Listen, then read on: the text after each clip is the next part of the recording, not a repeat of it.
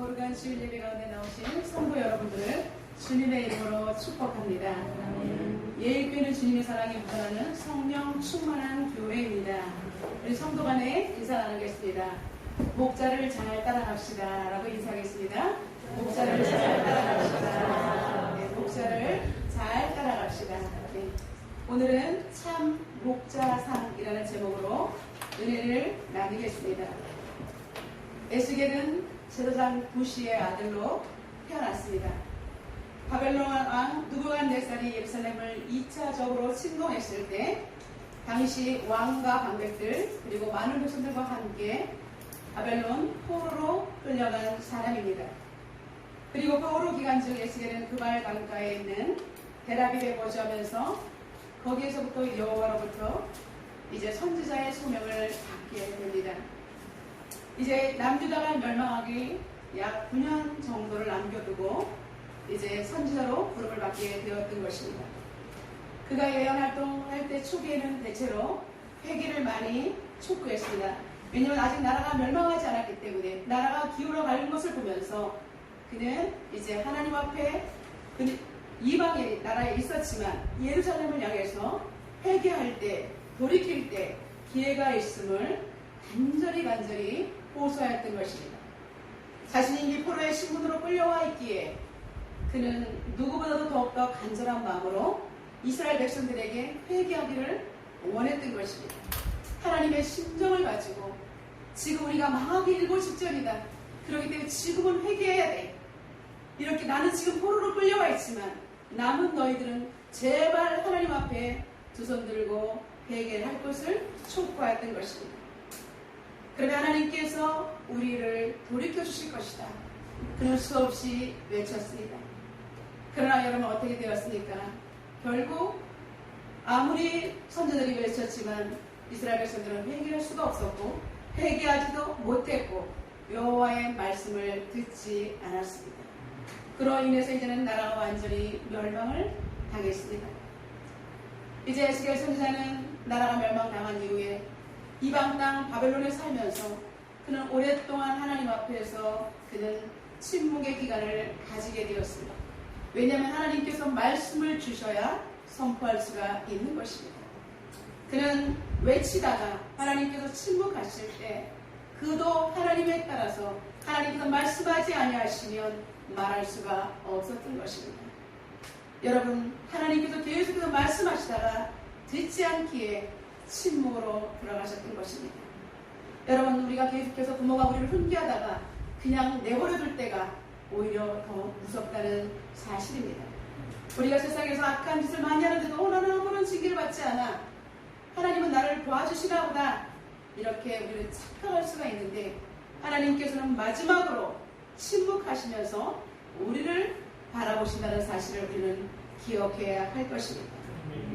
이제 그런 오랜 침묵의 기간을 가지다가 이제 하나님께서 다시 유다 백성들에게 희망의 메시지를 에스겔 입에 넣어 주었습니다.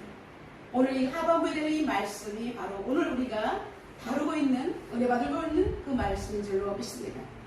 그는 이제 유다의 포로들에게 희망을 주는 메시지를 선포합니다. 그리고 이제 하나님께서 80분으로 내가 유다를 지켜주겠다라고 말씀하시는 것입니다. 여러분 정신적으로 완전히 침체되어 있습니다. 그들은 소망이 없습니다. 하나님께서 침묵을 하십니다. 근데 우리 하나님께서 다시 일어나셔서 선지자의 입을 벌렸다는 것은 어마어마한 축복인 줄로 믿습니다.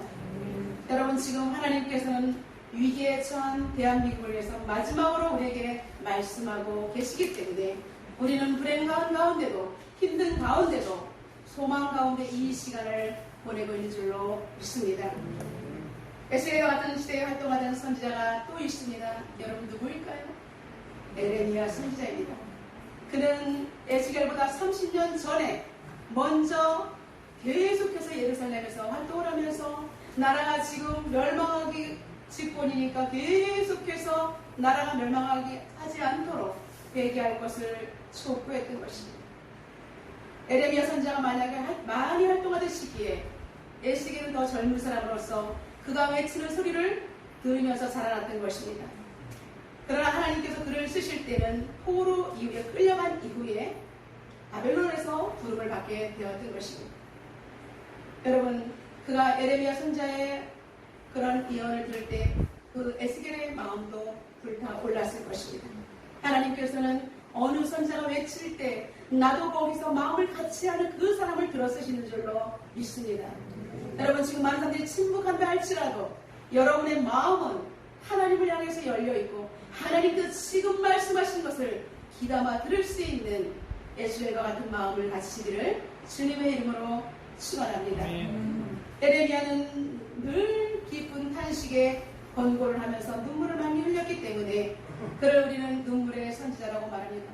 그 나라가 멸망함을 뻔히 알면서도 사람들이 돌이키지 않는 것을 볼 때 너무나 가슴이 아파서 그의 눈에는 눈물이 마를 날이 없었던 것입니다. 음식이 그의 눈물이 되었던 것입니다.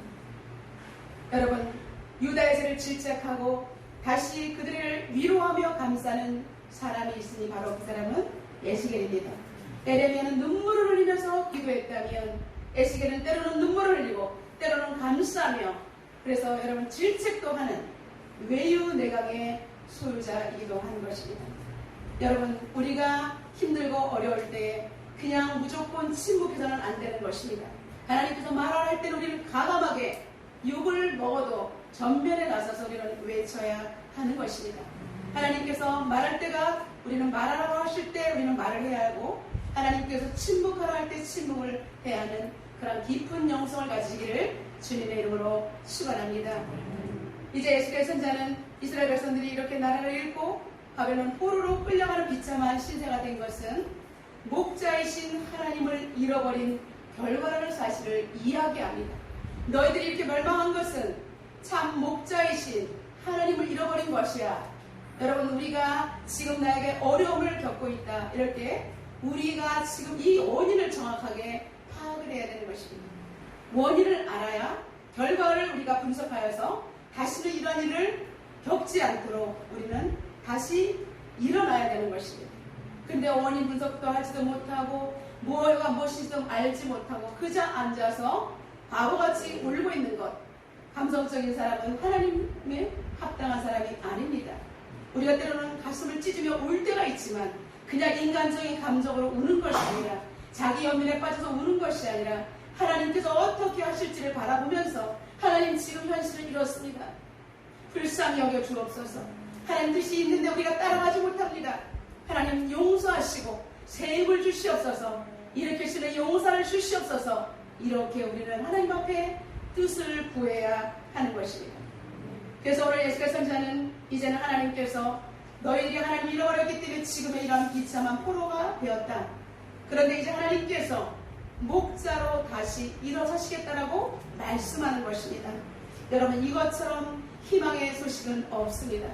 우리가 아무런 일어날 수 있는 힘도 없고 집행할 수 있는 능력도 없는데 만왕의 왕이신 우리 하나님께서 내가 다시 이스라엘의 목자가 되겠다라고 말씀하시는 것입니다. 그리고 너희들을 양으로 내가 불러 모으겠다라고 말씀하시는 것입니다. 그래서 이스라엘 백성들을 양으로, 당신을 목자로 비유하면서 이제 세세하게 어떻게 나아야 될지를 시청과 교육을 통해서 그들의 신앙을 새롭게 정립하고자 에스겔 선지자의 입을 활용하셨던 것입니다. 첫째로 심판주 되심을 선언하십니다. 20절입니다. 주 여호와께서 그들에게 이같이 말씀하시되 나 곧 내가 살찐 양과 파리한 양 사이에 심판하리라. 여러분, 소망의 메시지를 준다고 했는데 왜 갑자기 심판주 되시는 것을, 심판주 하나님을 선언하는 것일까요? 이것은 우리가 오늘 본문 앞장 33장 이하를 우리가 살펴보아야 하는 것입니다. 하나님께서 이스라엘의 목자, 즉 지도자들, 종교 지도자들의 실상을 낱낱이 고발하고 있습니다. 그들은 하나님의 말씀을 전해야 될 책임이 있었습니다. 그런데 그들은 자신들의 직무를 유기했습니다. 이스라엘은 어떠한 나라입니까? 하나님의 백성, 하나님께서 백성으로 선택해 주시고 하나님 말씀으로 살아가는 제사장 나라입니다. 그런데 제사장들이 하나님 말씀을 어기고 제대로 가르치지 않았습니다. 여러분, 가정에서도 하나님 말씀이 떠났습니다. 가정교육에서 하나님이 없어졌습니다. 그렇기 때문에 이제 세상 문화가 완전히 밀려들어올 때 그들은 오직 하나님의 말씀을 지켜낼 수 있는 힘이 없었던 것입니다. 그런데 거기에서 그들이 여기에서 지키려고 더욱더 하나님께 회개했으면 되는데 그들은 어떻게 했냐면 온전히 하나님의 법도를 잃어버리고 자신들도 세상 사람들과 섞여서 같이 혼합된 신앙인의 모습으로 전락했던 것입니다. 그래서 그들은 목자의 사명도 잃어버렸습니다. 하나님의 백성이라는 것도 잊어버렸습니다. 그리고 세상 것이 더욱더 눈에 보암직했기 때문에 세상 문화를 따라갔던 것입니다. 그렇기 때문에 오늘 에스겔 선지자는 이러한 목자들에게는 화가 있을 것이다라고 선포했던 것입니다. 여러분 심판주 되시는 하나님을 선포하고 있습니다. 예수님께서도 우리에게 늘 말씀하십니다. 사랑의 하나님이십니다. 그런데 우리는 죄에 대해서는 명확하게 지정하시며 죄 때문에 하나님 나라에 들어올 수 없다라고 우리에게 분명히 심판주 되시는 하나님이심을 말씀하는 것입니다. 많은 사람들이 하나님을 잘 알지 못합니다. 하나님을 사랑의 하나님인데 왜 기독교인들은 이래? 왜 내 기도를 안 들어주시는 거야? 이렇게 생각하는데 여러분 잘못 오산입니다. 하나님은 사랑의 하나님이시고 거룩하시고 정말로 우리의 긍휼의 하나님이십니다. 그럼에도 불구하고 죄에 대해서는 정말로 싫어하시는 것입니다. 왜냐? 죄 때문에 우리는 하나님의 구원에 이를 수 없기 때문에 죄에 대해서는 하나님께서는 과감하게 심판하시겠다라고 말씀하고 있는 것입니다.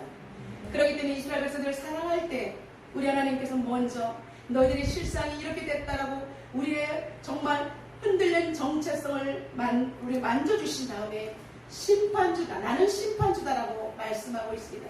죄에 대해서 심판하신 하나님이야 이렇게 명확하게 알 때에 우리가 죄에서 돌이킬 수 있다는 사실입니다. 그들이 죄를 지은 이유가 무엇입니까? 살찐 양을 잡아먹었다라고 나와 있습니다.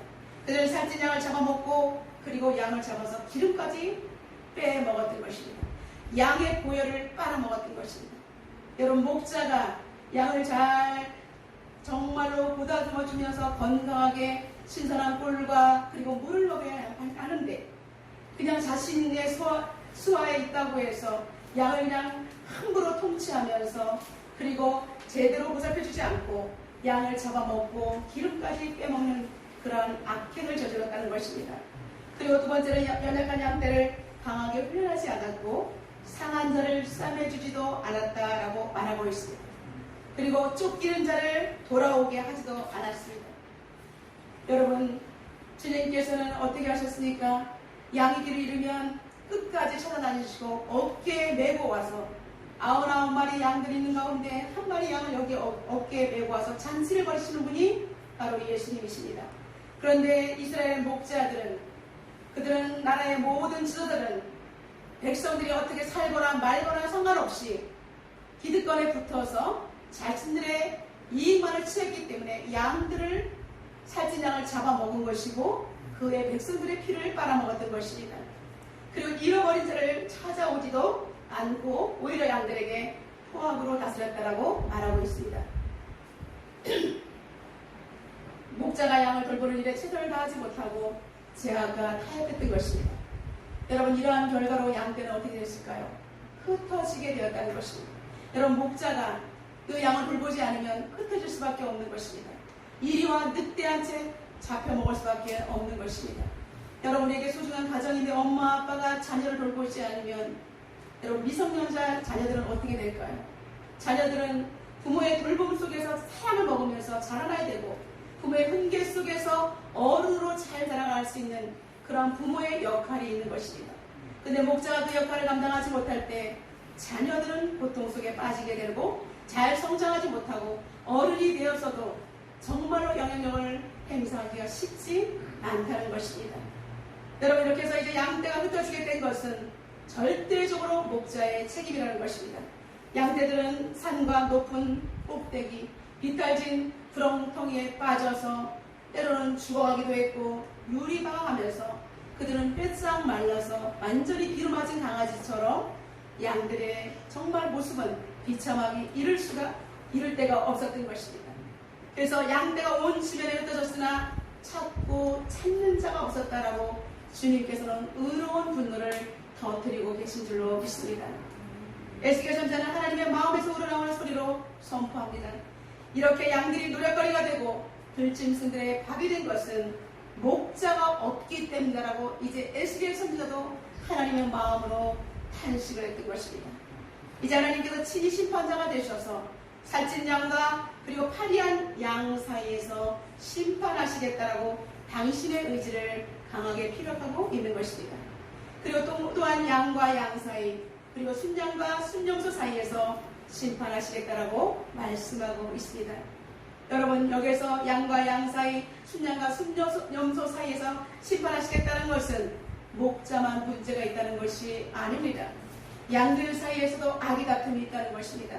살찐 양이 파리한 양을 옆구리와 어깨로 밀어뜨리고 병든 자를 홀로 받아내어서 물속에 거하지 못하고 밖으로 흩어지게 했다라고 21절에 분명하게 기록되어 있습니다. 여러분, 목자가 제대로 하지 못할 때 양들도 또한 이렇게 분열을 일으킬 수밖에 없는 것입니다. 모든 것이 먼저 주다가 바로 섰을 때 그 속에 함께하는 백성들이 마음을 모을 때 그 공동체는 건강하게 성장할 수가 있는 것입니다. 사랑하는 성도 여러분, 우리는 다 양입니다. 교회 안에 우리 수많은 양들이 있습니다. 그래서 말씀을 받아 먹으려고 들어올 때 우리는 서로 양이기 때문에 내 옆에 있는 양을 존귀하게 여기고 그리고 그 양을 잘 보살필 수 있는 그런 책임이 있는 줄로 믿습니다. 하나님께서 이렇게 포커스를 둔 것은 바로 양떼인 것입니다. 하나님께서는 내 양떼를 부지런히 살피라, 내 소떼의 마음을 두라고 우리에게 말씀하고 있습니다. 수많은 양들이 있지만 여러분, 양들도 목자의 음성을 듣지 않고 자신의 고집을 피운다면 곧 죽음에 이르고 맙니다. 그래서 예수님께서는 이제는 이스라엘 백성들이 양들이었지만 목자가 문제가 있었고 또한 양들 또한 목자의 음성을 들을 수 없었기 때문에 지금 비록 흩어졌지만 내가 이제는 참 목자가 되어서 너희들을 다시 모으겠다라고 말씀하는 것입니다. 그래서 직접 개입하시겠다라고 말씀하고 있는 것입니다. 악을 행하여 재물과 원수를 쌓은 자들이 가난하고 연약한 자들을 억누르고 자신들의 이익에만 눈이 어두워 있을지라도 하나님께서는 압제받는 자들의 간구를 들으시고 결코 잊지 아니하시고 구원하시겠다는 하나님의 마음인 줄로 믿습니다. 우리 옆 사람을 축복하겠습니다. 건강한 양이 됩시다. 예, 우리 모두가 서로가 건강할 때 건강한 우리가 될 줄로 믿습니다. 두 번째, 하나님께서는 하나님의 구원 계획을 실천하기 위해서 다윗을 목자로 세우시겠다라고 하고 있습니다. 우리 23절 다 같이 선포하겠습니다. 내가 한 목자를 그들이 위해 세워 먹이게 하리니 그는 내 종 다윗이라. 그가 그들을 먹이고 그들의 목자가 될지라. 아멘. 다윗을 목자로 임명받는 이유가 무엇일까요? 다윗이 이스라엘의 목자 직분을 취하게 된 이유는 첫 번째로 그가 양을 먹이는 목자 생활을 한 경험이 있다는 것입니다. 하나님께서는 시편 78편 70절과 72절을 통해서 이렇게 말씀하고 있습니다. 그의 종 다윗을 택하시되 양의 우리에서 취하시며 전량을 지키는 중에서 그를 이끌어내사 그의 백성인 야곱 그의 소유인 이스라엘을 기르게 하셨더니 이에 그가 그들을 자기 마음의 완전함으로 기르고 그의 손의 능숙함으로 그들을 지도하였도다라고 말씀하고 있습니다. 다윗은 양을 지킬 때 정말 최선을 다해서 양무리를 살폈던, 사랑으로 양무리를 다졌던, 게으르지 않았고 자기 최선을 다해서 양을 친 그러한 경험이 있었기 때문에 하나님께서는 다윗을 택했다라고 첫 번째 이유를 말씀하고 있습니다. 두 번째는 다윗은 하나님을 향한 순종의 태도로 하나님께서 다윗을 목자로 선택하셨다라고 말하고 있습니다. 시편 89편 3절과 4절에 주께서 이르시되 나는 내가 택한 자와 언약을 맺으며 내 종 다윗에게 맹세하기를 내가 내 자손을 영원히 견고히 하며 내 왕위를 대대에 세우리라 하셨나이다. 하나님은 다윗을 선택하셔서 언약을 맺으시고 그리고 다윗의 자손을 영원토록 왕위를 대대에 세우겠다라고 말씀하고 있습니다.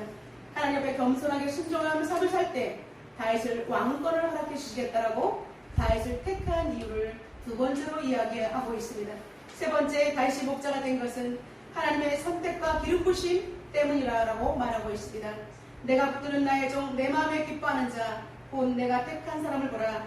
내가 나의 영을 그에게 주었은즉 그가 이방의 정의를 베풀리라. 이사야 42장 1절의 말씀입니다. 다윗은 하나님 앞에 경험이 있었고 순종하는 사람의 삶이 되었었고 하나님의 전적인 선택과 기름 부음을 받은 종이 되었던 것입니다. 이스라엘 목자로 부름을 받은 다윗은 궁극적으로 비유법입니다. 여러분, 이스라엘의 다윗이라고 표한 사람은 누구일까요? 여러분, 바로 예수 그리스도이신 것입니다. 이스라엘의 왕조 다윗을 통해서 그의 가문에 예수 그리스도께서 오셨기 때문에 다윗을 택함으로 말미암아 신실한 종, 순종하는 종을 택함으로 말미암아 예수 그리스도가 이 땅에 참 목자로 오셨다는 사실입니다. 그래서 예수님께서 이 땅에 오셨을 때 하나님께 이임받아 오심으로 말미암아 끝까지 순종함으로 자신의 역할을 감당하셨던 것입니다.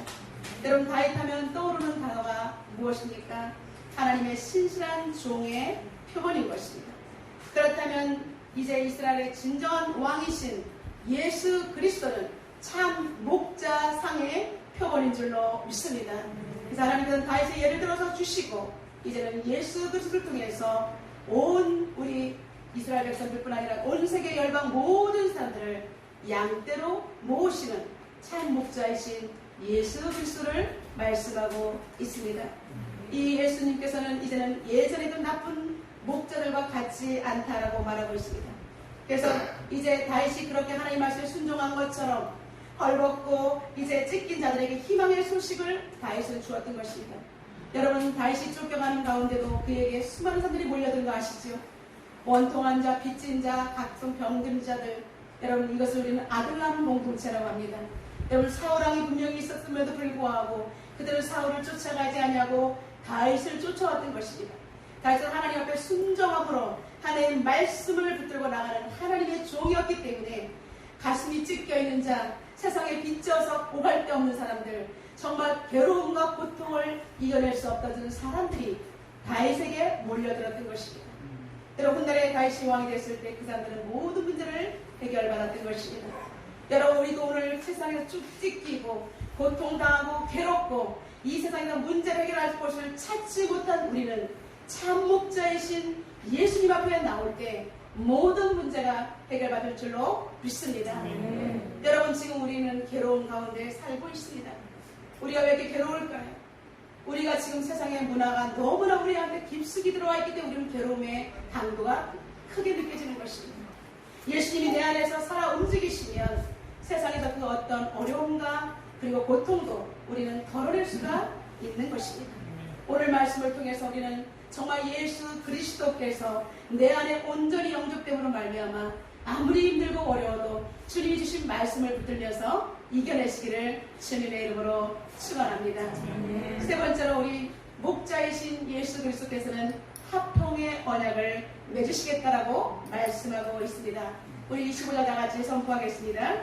내가 또 그들과 화평의 언약을 맺고 악한 짐승을 그 땅에서 그치게 하리니 그들이 빈들에 평안히 거하며 숯불 가운데서 잘지라. 아멘.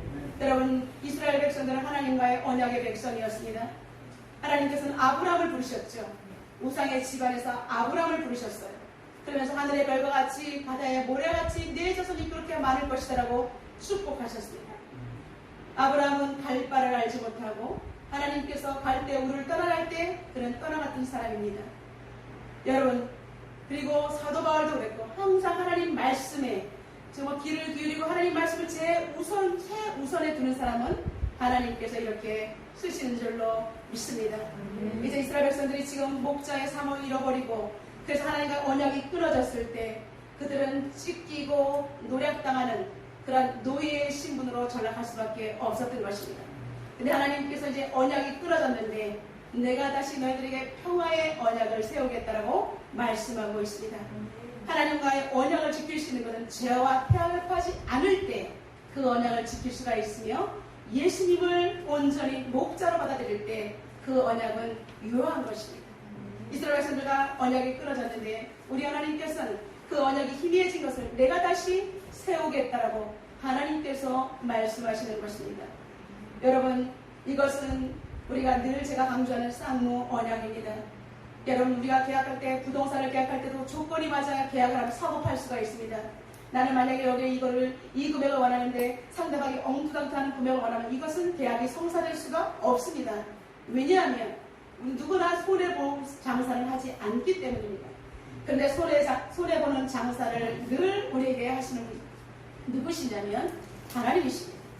하나님은 만왕의 왕이시고 말씀으로 천지를 창조하셨기 때문에 하나님은 아무것도 가지실 필요가 없는 분이 죄악 중에 죄악, 정말 괴수 중에 괴수와 같은 이스라엘 백성들에게 찾아오셔서 다시 평화의 언약을 말씀하고 있습니다. 내 손을 내가 내밀 때 내 손을 잡으면 내 언약의 백성이 되겠다라고 말씀하고 있습니다. 여러분, 가진 자가, 모든 것을 갖춘 자가 아무런 조건이 없는 사람에게 손을 내밀어 언약을 맺는 이것을 쌍무 언약이라고 하는 것입니다. 우리는 감히 하나님의 손을 잡을 수 있는 죄 없습니다. 죄인이기 때문에. 그런데 하나님이 죽으시면서까지 우리를 그렇게 언약을 체결해 주셨는데 그 언약을 깨트리고 하나님 말씀을 어기는 이러한 실수를 범할 때마다 우리 하나님께서는 징계하시고는 다시 평화의 손을 내밀어 주신 줄로 믿습니다. 너희들이 내 손을 잡을 때 이제는 모든 대적들을 몰아내시겠다라고 말씀하고 있습니다. 다시는 열국의 조롱거리가 되지 않을 거라고 말씀하고 있습니다. 그리고 때를 따라서 이제 복된 소낙비를 내려서 하나님께서 허락하신 땅에서 농산물을 풍부하게 지을 수 있도록 하나님께서 우리에게 넉넉함으로 풍족함으로 복을 내려주시겠다라고 말씀하고 있습니다. 여러분, 마지막으로 이러한 복을 받는 조건은 하나님께서 그들과 함께 하심을 깨닫게 될 때라고 말하고 있습니다. 하나님이 우리와 함께 하신다. 임마누엘의 하나님 되실 때 이 언약은 이루어지고 우리에게 축복으로 돌아오는 줄로 믿습니다. 여러분, 이제 말씀을 맺겠습니다. 현대를 살아가는 우리들에게는 정말 인생이 고단합니다. 그렇지만 때로는 우리가 비탈진 벼랑 끝에 내몰려 위기 촉발의 정말 사람들도 있습니다. 그렇다면 우리는 먼저 하나님의 음성을 들은 우리는 어떻게 살아야 할까요? 우리는 하나님 앞에 회복되어서 하나님의 언약을 굳게 잡고 다시 일어나면 됩니다. 근데 하나님의 음성을 듣지도 못하고 여전히 고통 가운데 살아가는 이 사람들을 우리가 어떻게 하면 좋습니까? 하나님 어떻게 하면 좋습니까? 하나님 어떻게 하면 좋습니까? 이것이 우리의 탄식의 기도인 줄로 믿습니다. 이런 마음이 있을 때 하나님 앞에 우리는 기도함으로 그들에게 나가서 예수 그리스도의 온전한 복음을 증거할 수가 있게 되는 것입니다. 소망이 없는 그들에게 소망의 등불을 우리가 들려주는 것, 그것이 우리가 참 목자를 찾은 우리 양들의 역할인 줄로 믿습니다. 우리 하나님께서는 우리에게 요청하는 것은 단 한 가지밖에 없습니다. 나는 너희 하나님이 되고 너희는 내 백성이 되는 것이라고 30절을 통해서 말씀하시고 31절 통해서는 너희는 내 양, 곧 내 초장의 양, 너희는 사람이라고 말하고 있습니다. 이스라엘 백성들은 하나님의 백성을 인정하시고 예루살렘에 있는 땅 포로에서 다시 성전 있는 곳에 돌아오게 하셔서 풍요로운 생활을 할 수 있게 해달라고 하게 할 수 있도록 하나님께서 은혜를 내리신다고 제 약속을 확인시켜 주시는 말씀이 30절과 31절인 줄로 믿습니다. 여러분, 오늘 말씀을 맺겠습니다. 제 모교인 총신대학원의 교훈은 4가지입니다. 먼저 사람이 되라입니다. 그리고 신자가 되라. 세 번째가 학자가 되라. 네 번째 목회자가 되라입니다. 우리가 진정으로 하나님 앞에 양떼가 되어서 공동체 속에서 우리 양무리를 이끌어가시는 목자를 사명을 우리가 살아야 할 때 먼저 사람이 되어야 된다는 것입니다. 인격을 갖추지 못하면 여러분 오히려 하나님 앞에 정말 진정한 목자가 될 수 없다는 것입니다. 인격을 갖추고 하나님의 사람이 될 때 하나님께서는 우리에게 진정한 하나님의 음성을 들을 수 있는 신자가 되라고 두 번째로 말씀하시고, 그 다음에 하나님 말씀을 정확하게 알고 연구할 수 있는 학자가 되어야 하는 것이며, 마지막으로는 목회자가 되어야 되는 것입니다. 여러분 목사님들만 목회자가 되는 것이 아니라 여러분들은 목자가 되어야 하는 것입니다. 진정한 목자상을 여러분 오늘 이 시간에 명확하게 확립하는 복된 예배의 시간이 되기를 주님의 이름으로 축원합니다. 그래서 오늘 정말 참목자 되시는 예수 그리스도의 모습으로 살아나시는 작은 예수가 되기를 주님의 이름으로 축원합니다. 여러분이 속한 가정에서 작은 예수가 되십시오. 여러분이 속한 직장 공동체에서 예수의 향기 나는 작은 예수가 되기를 주님의 이름으로 축원합니다. 그리고 다음 세대에게 바른 정말 세계관을 분명히 심어주는 영적인 리더가 되기를 주님의 이름으로 축복합니다. 나를 쳐서 주님의 말씀에 복종하여 정말 그리스도의 편지요 향기가 되는 전도자가 되기를 주님의 이름으로 축복합니다. 우리 다 같이 통성으로 기도하겠습니다. 오늘 주신 말씀 붙들고 하나님 참 목자상 하나님 우리가 살펴보았습니다. 정말 나는 목자 너희는 양떼라고 말씀하신 그 하나님 앞에서 하나님 강하게 선포하신 그 하나님 음성 듣고 하나님 내가 온전한 목자상을 확립할 수 있게 달라고 통성으로 기도하며 나가도록 하겠습니다. 살아계신 하나님 아버지 감사합니다. 저들을 붙들어 주시고 인도하신 하나님 오늘도 아버지 귀한 말씀 붙들고 나아갑니다. 하나님 아버지 우리에게 너희는 양떼라고 나는 목자라고 강하게 말씀하신 하나님의 음성을 듣습니다. 주님 참된 목자이신 하나님의 말씀을 잃어버렸을 때 이스라엘 백성들은 노예로 전락했습니다. 하나님의 언약의 백성이라고 착각했지만 그들은 이방 하나님을 알지 못하는 아버지 바벨론의 포로로 끌려갈 수밖에 없었습니다. 그들은 비참한 자신의 환경을 깨닫지도 못하고 그냥 울고 있을 때 하나님께서 에스겔 선지자를 통해서 우리의 실존을 이야기했습니다. 심판자 되시는 하나님께서 정말로 아버지는 우리의 죄악을 말씀하시고 참 목자를 허락해 주시겠다라고 말씀하시며 이제는 아버지 화평의 언약을 내주시겠다라고 말씀하고 있습니다. 살아계신 하나님 이곳에 우리가 하나라도 저축된다면 다시 한번 돌아볼 수 있는 대한 시간이 되게 도와 주시옵소서. 자신에게만 일하고 이 병든 양을 돌보지 않고 오히려 양의 고기와 털을 먹고 버려들은 이 양의 털을 쓴 이려된 사꾼 목자가 되지 않게 하시고 오직 하나님의 신실한 말씀대로 순종하는 진실한 종이 되게 하여 주시옵소서. 하나님 아버지 같은 양이어서 하나님 아버지 화려한 양들을 밀어내어서 공동체 속에서 이탈시키며 분열을 일으키는 거짓 양들이 없게 하여 주시고 오직 참 목자이신 예수님의 말씀 따라 진정한 아버지 양떼가 될 수 있도록 도와주시옵소서. 그래서 하나님 아버지 참 목자상을 우리가 확립하여 그리스도의 향기로 변체가 되게 하시며 이제 우리의 삶이 더 이상 비참한 삶이 되지 않게 하시며 세상 가운데 하나님의 아버지 복음을 증거할 수 있는 복된 아버지 그리스도인이 될 수 있도록 축복하여 주시옵소서. 심령이 가난한 자 아버지 괴로운 자 고통당한 자가 와서 우리를 통해서 하나님의 말씀을 통해 들을 수 있는 쉼터 영적인 아들한 공동체가 아버지 우리 예일교가 되게 하여 주시옵소서. 살아계신 하나님 귀한 목자상에 대해서 다시 한번 은혜를 나누었습니다. 살아계신 하나님 우리가 분별력 없이 신앙생활했던 것을 용서하시고 다시 한번 하나님께서 말씀하신 것을 성령의 음성으로 듣습니다. 시대가 암울하고 어려운 때에 하나님 그리스도인이라고 말하는 우리는 일어나야 합니다.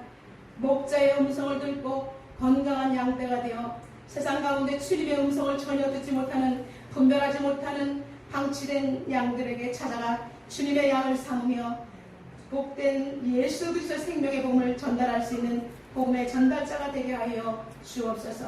그래서 온 세계 열방에 여호와의 말씀은 내 발의 등이요 내 길의 빛이라는 말씀을 붙들고 아버지 세계 열방을 품고 기도할 수 있도록 도와 주옵소서.